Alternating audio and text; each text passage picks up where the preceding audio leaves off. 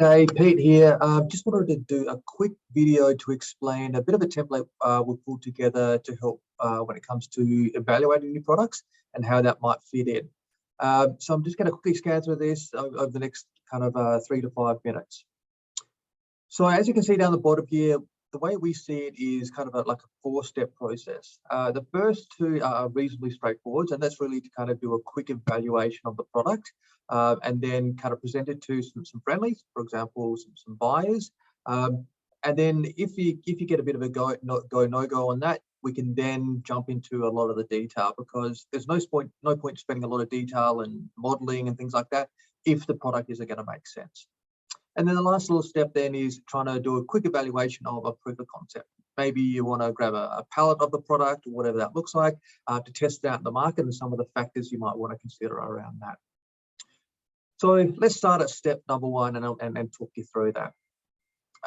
If you're familiar with a couple of different business management frameworks, some of this might sound familiar. It's the marketing 3 Ps or the 4 Cs, where really when it comes to the desktop, we want to look at product, pricing, our customers, and the competitors. And the good thing is this is desktop, which means you can probably do it at your desk by just playing with your computer or researching online. So this is really about evaluating the product, not to an nth degree, but more kind of plus or minus 20%. Is it really going to fly compared to A, what we want out of our business, or B, compared to the competitors? So when it comes to the product, what exactly is the product? Let's spell that. How would you explain that product?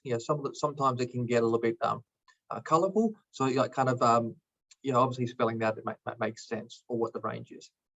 The features in the USP, what makes it different? Is it vegan? Is it organic?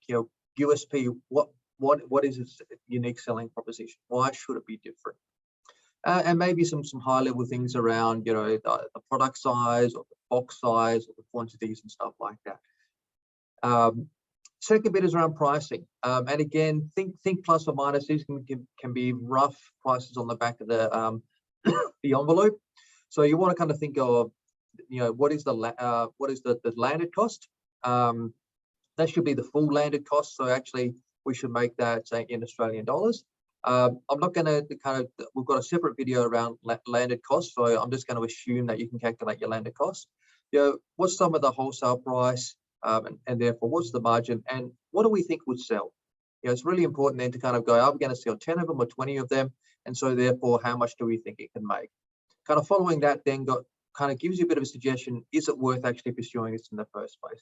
If we're doing an awful lot of work for, say, $6,000 worth of profit, is it actually worth the exercise?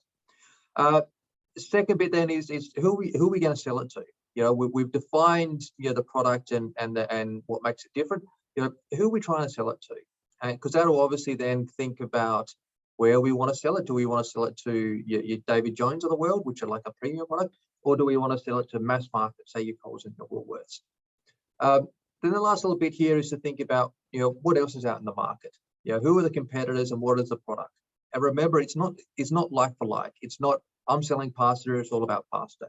Maybe it's pasta versus noodles, or maybe it's pasta versus something else. Think about not just your exact like for likes, but also your adjacent competitive products as well. And have a bit of a think then about what makes yours better, and more importantly, what makes it worse. Because if you can outline what makes it worse, you've already started prepping for those objections when you speak to your buyers or when you speak to your marketplace as well. So a couple of things to consider. And this shouldn't take you too long to the exercise, but we've really started thinking about your financials, your competition, and things like that. Step number 2 then is maybe you want to test it out in the marketplace. Maybe you've got a couple of friendlies in certain areas like Go Barger or Harris Farm, where you might want to schedule up a bit of a frequent catch up with them and say, hey, these are our 5 or 6 different products that we want to introduce. What do you think? Are they, is it attractive? Is it like, oh, wow? Is it going to fly in the marketplace? What's the quick evaluation? And that could just be us evaluating it. And then, based on their feedback, is it a go or a no go? Do you think it's going to fly? Is it not going to fly? And then maybe just listing out for your records some of their feedback. At least then you can kind of leave this as a template for all your new products. So if you want to look back at it, in 6 months' time, you've archived it.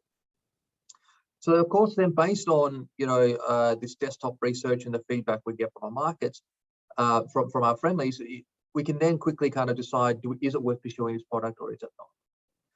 Now, if it's worth pursuing, we can then get into a lot of detail. And I'm not going to go into too much detail about this analysis, but you might want to consider things like, how big is the market? What is the market size?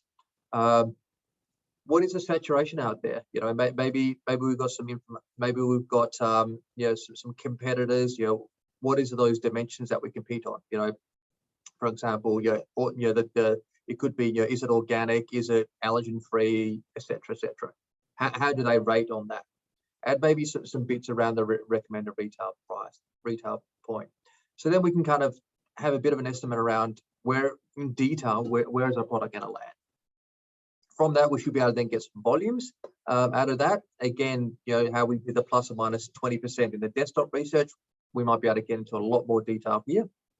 And then, of course, you'll want to at least have a fairly considered view on what is your growth projections.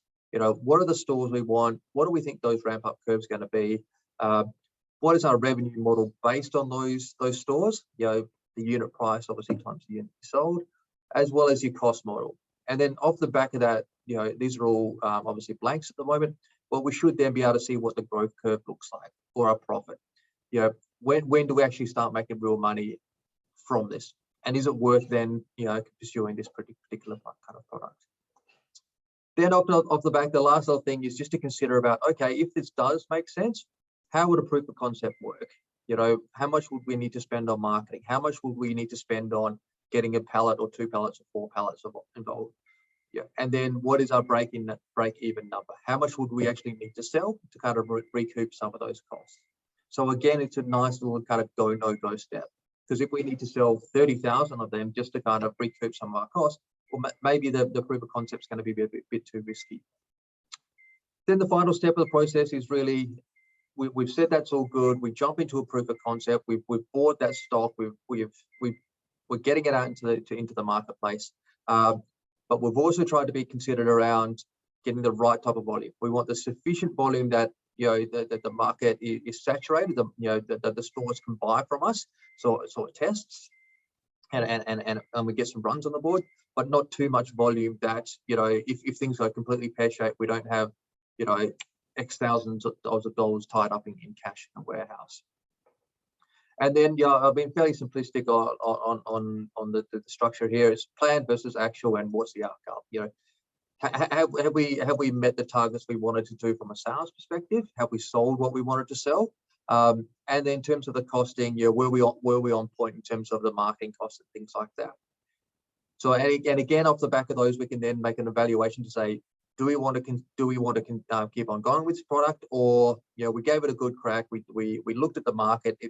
We did some pricing, we did some evaluating, but actually it's not going to apply this time around. So if that's the case, where we can bank this, it's a nice little kind of template that we can look back, and if the product pops up again, we can just dust this off and say, hey, we've already done this thinking. What were some of the reactions?